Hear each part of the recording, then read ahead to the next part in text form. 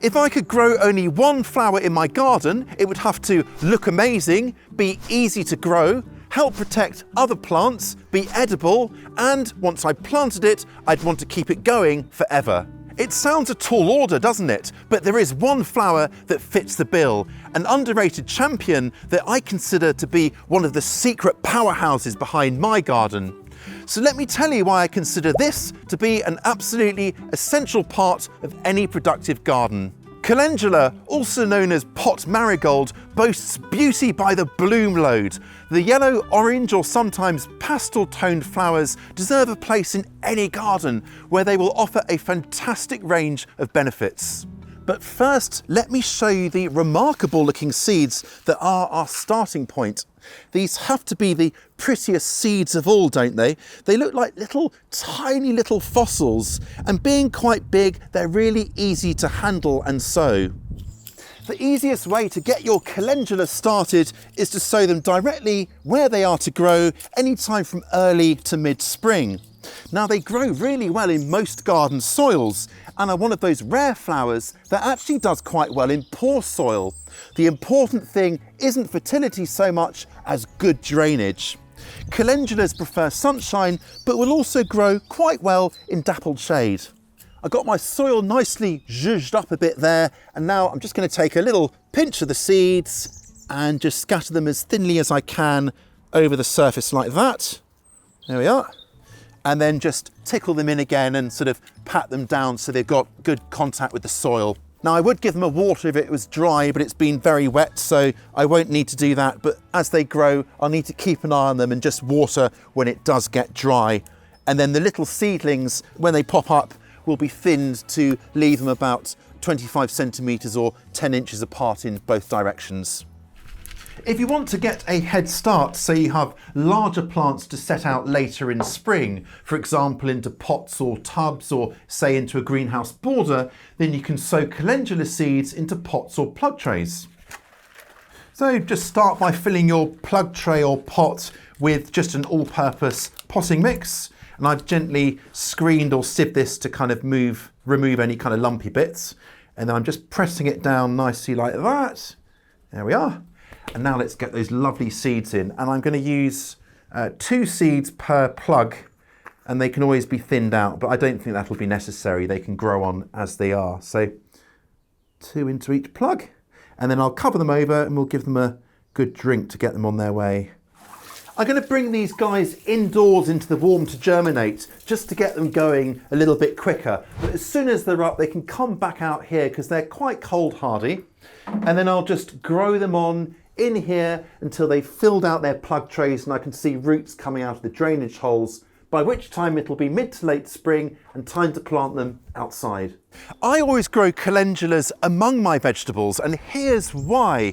Calendulas are real bug magnets, attracting pollinating insects like bees that will go on to boost pollination rates of fruiting and podding crops, everything from beans to tomatoes.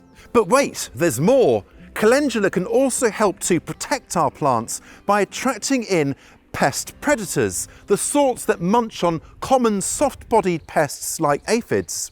Now, one study found that when calendula was grown with cabbages, there were far fewer problems with not just aphids, but caterpillars too. So I would say it's worth growing calendula among cabbage family crops like collards, cabbages, cauliflowers and broccoli. Research has also shown that calendula can help to deter pests from tomatoes as well.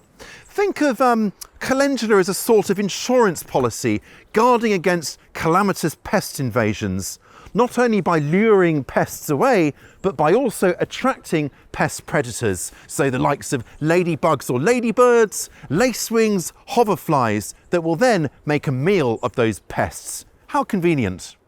Let me show you this clever little feature of the garden planner. Now, if I select calendula here and then click the Show Companions button, what I've got now is all of the crops that studies have shown calendula helps. And this feature is available for lots of the plants in the garden planner. Calendula readily self-seeds as well, meaning that seeds that fall down onto the ground will bed down and then sprout and grow the following season. So in this way, calendula can behave a bit like a perennial, popping up in the same spot year after year and contributing those incredible vegetable garden benefits. You can also allow seeds to mature in the summer and then collect them to scatter elsewhere before lifting plants to the compost heap. These little guys here were sown last autumn and have been overwintering, but they're now a good size to plant. Run free, young calendula, run free. I'm going to plant them here at the edge of these beds so that they flop over onto the sides, onto the path, and then they will drop their seeds here and then self-seed for next year. Now, they really look stunning here. This is how I grow them most summers, and the effect is quite delicious. And I'm just going to do, as I did with the seeds, I said I was going to space them about 25 centimetres or 10 inches apart, and that should give them enough room to grow without kind of getting on top of each other. Probably get a couple on this side here.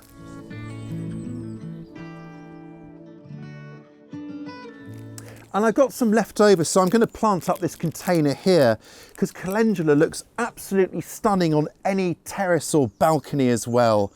And I can set them a little bit closer together in here because this is really lovely, rich potting mix. Well, they may not look like much now, but that will make a stunning display in just a couple of months' time. Calendula is such a useful plant. Not only can you use it to guard against pests, it also can be turned into a fantastic soothing balm, suitable for sort of raw, itchy or sunburned skins. It's even suitable for sensitive types of skins. I love the idea of making a nature-friendly remedy from ingredients grown right here in the garden. To make a soothing calendula oil, simply collect your flowers up and then dry them in the sun, on racks or in a dehydrator until they're nice and crispy. Now at this point you can then put them into a sealable jar and pour over olive oil to cover them up, and then seal it up and leave it somewhere to steep for about a month before straining out the petals to leave just that lovely soothing oil. And you can store that somewhere cool and dark. But the very best bit is that the petals are also edible with a slight peppery tang to them. Now you can steep them in teas, freeze them in ice cubes to perk up drinks, or scatter them over salads, perhaps with some nasturtium flowers too, for a stunning centerpiece to the dinner table. If you have used calendula flowers in your cooking or drinks, then do share how in the comments below. Like so many flowers, and indeed vegetables, the more you pick, the more you will get. So take the time just to pick off between your finger and thumb the old withered flowers. It only takes a moment, and this simple act will encourage so many more blooms right up to your first frost. But as summer does draw to a close, let some of those flowers mature to produce viable seeds to grow the next generation. Some of these will germinate before winter, some in spring, forming a carpet of tiny little seedlings that can be left to grow on as they are, carefully dug up and replanted elsewhere, or treated a bit like an impromptu cover crop or green manure to protect the soil over winter, ready for sowing or planting vegetables in spring. Calendula will put a smile on any vegetable gardener's face. I hope you are going to include it in your garden this summer. I'll catch you next time.